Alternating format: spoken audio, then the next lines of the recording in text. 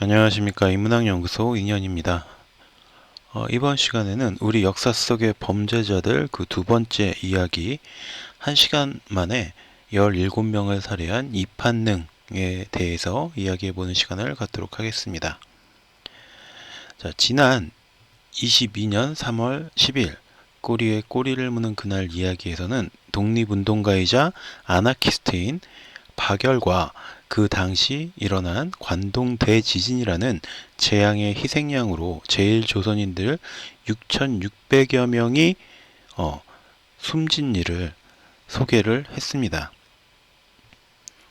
일본이라는 나라 안에서 어쩔 수 없이 최하층민으로 살아가던 조선인들이 그들이 당시 희생양이 된 것은 일본인들이 조선인들에게 느꼈던 공포 혹은 두려움 때문이라는 이야기들을 그때 다루었는데요. 일제강점기에 조선에서 일본으로 건너가 하층 노동자의 삶을 선택한 사람들은 무척이나 당시에 많았다고 합니다. 자본도 기술도 배경도 없는 이들은 당연하게도 일본의 밑바닥을 이루게 되죠. 이 일본 사회의 밑바닥을 이루던 인물 중에 한 명 역시 이판능이 그런 사람 중에 한 명이었고요. 아니, 도쿄 전차국의 기사, 차장으로 일했으니까 최하층민이라고 하기는 좀 그렇고 그거보다는 조금 더 나은 삶을 살았다고 보는 게 옳겠네요. 어쨌든 결혼을 해서 가정도 꾸리고 아이도 있었던 그 사람은 먹고 살기 위해서 조선에서 일본으로 건너가서 나름대로 건실한 삶을 살고 있었고 회사 내에서의 평판도 좋은 편이었다고 합니다. 그러나 운명의 그날 그는 이성을 잃고 1시간 동안 17명이나 되는 사람을 죽이는 대량 살인마가 되어서 일본과 조선의 신문을 장식하게 됩니다. 자, 이 신문 기사의 내용이 바로 나무 위키에서 찾은 그 당시의 신문 기사 내용입니다. 1921년 6월 2일 일본인이 운영하는 하숙집에서 살고 있던 이판능은 자신의 수건 3장이 사라졌다는 사실을 알게 됩니다. 지금이야 수건 따위 라고 생각할 수도 있지만 옷 한 벌 사 입는 것도 힘들었던 이 당시의 하층민들에게 수건은 굉장히 귀한 물건이었다고 합니다. 이판능은 의심스럽던 하숙집 주인을 찾아가서 내 수건이 없어졌다. 수건을 보지 못했냐? 라고 따집니다. 그러나 이 하숙집 주인은 도리어 화를 내면서 부인과 함께 이판능을 폭행하게 되죠. 화가 난 이판능은 경찰서를 찾아가 이 사실을 고발했지만 일본인 경찰은 당연히 하숙집 주인인 일본인 부부 편을 들면서 무시만을 하게 됩니다. 이때 이판능은 이성을 잃고 분노의 감정에 휘둘리게 되는데 자신에게는 너무도 소중한 수건 3장이 도둑 맞은 것도 화가 나는데 의심스러운 하숙집 주인 부부에게는 폭행을 당했고 경찰은 그런 도둑놈들을 오히려 옹호하니까 도저히 참을 수가 없었던 겁니다. 하숙집으로 돌아온 그는 부엌으로 가서 식칼을 들고 나와서 주인집 부부를 칼로 살해하게 되었고요.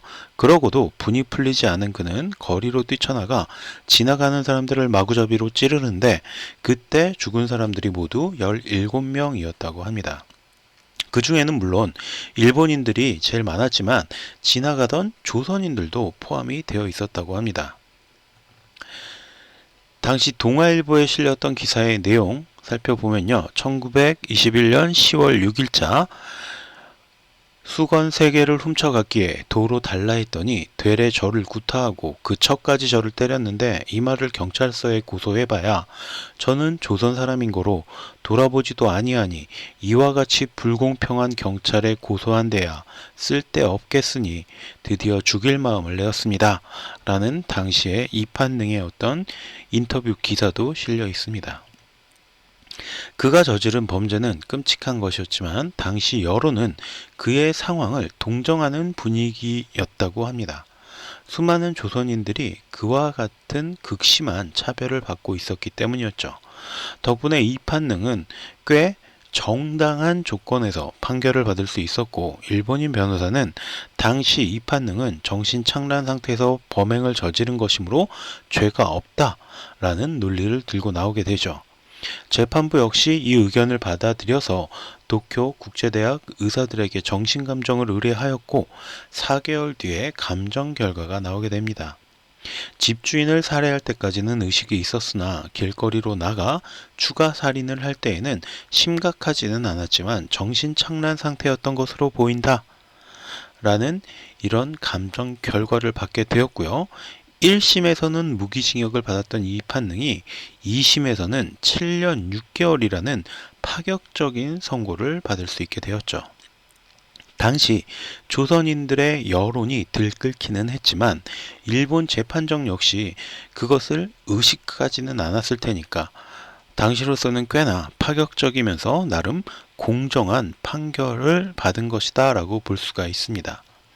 물론 일각에서는 1919년 일본에서 있었던 28 독립선언과 우리나라에서 있었던 3.1운동 등의 영향으로 약간이나마 일본의 정부에서 유화적인 입장을 취했던 것이다 라고 보고 있기도 하는데, 이 필자는 개인적으로 너무나 명백한 살인사건에 대해서 굳이 일본 재판부가 그렇게 유화적인 입장을 취하려고 했다라고 받아들이기는 좀 힘든 것 같고요.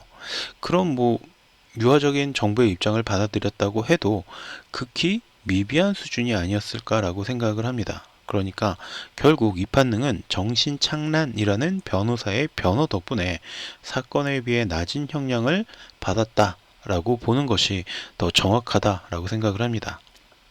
그러나 본격적인 문제는 이때부터 시작이 되는데요.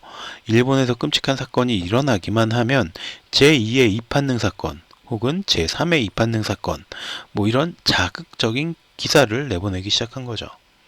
이렇게 일본 내에서 조선인의 이미지가 잔인한 살인자의 이미지로 점차 굳어지게 되었고, 그리고 도쿄 한복판에서 조선인 유학생이 친일파였던 민원식을 살해하는 일이 연달아 벌어지면서 사회의 규범을 무너뜨리는 조선인에 대한 일본인들의 편견이 시작된 겁니다.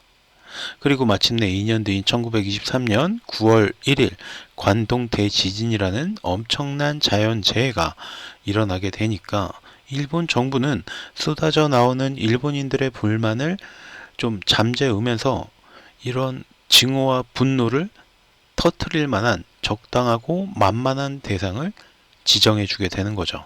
바로 조선인들이 폭동을 일으켜서 일본인들을 공격한다. 조선인들이 우물에 독을 탔다. 라는 말도 안 되는 루머를 바로 정부에서 배포를 했던 겁니다. 자, 이게 관동 대지진 조선인 학살 현장의 사진이고요. 유라시아 문화연대에서 가져온 사진입니다. 물론 이 판능 때문에 관동 대지진 당시에 조선인 6,600명 이상이 죽었다라는 것은 말도 안 되는 비약입니다. 억지죠. 그러나 일본 사회에 조선인에 대한 어떤 혐오를 뿌리내리게 만드는 데에는 이 판능이 일조를 했다라는 건 역시 사실입니다. 21세기 대한민국에도 이와 같은 사건들, 그러니까 오원춘을 비롯한 각종 조선족들이 벌인 그런 사건들로 인해서 조선족에 대한 혐오가 굉장히 만연해 있는 것과 마찬가지로 말이죠. 물론 지금 우리나라에 어떤 재난이 생긴다고 해서 정부 차원에서 조선족을 희생양으로 삼기 위해서 유언비어를 날조하거나 수천 명의 사람들을 막무가내로 죽일 리는 없겠지만, 이 판능이 당시 일본 사회에 조선인들에 대한 혐오감을 심어준 인물이다 라는 점은 틀림없다 라고 볼 수 있는 거죠. 자, 그래서 오늘 제가 이야기했던 이 이판능, 이 개인의 분노를 좀 잘못된 쪽으로 터뜨리면서 어떻게 보면 당시 일본에 살고 있던 조선인들에 대한 혐오를 키웠던 인물이 아닌가라고 생각을 해볼 수가 있겠습니다. 그럼 오늘 강의는 여기서 마치도록 하고, 저는 다음 시간에 또 다른 인물에 대한, 범죄에 대한 이야기로 돌아오기로 하겠습니다. 오늘 강의 마음에 들으셨다면 구독과 좋아요도 부탁드리고요. 그럼 다음 시간에 뵙겠습니다.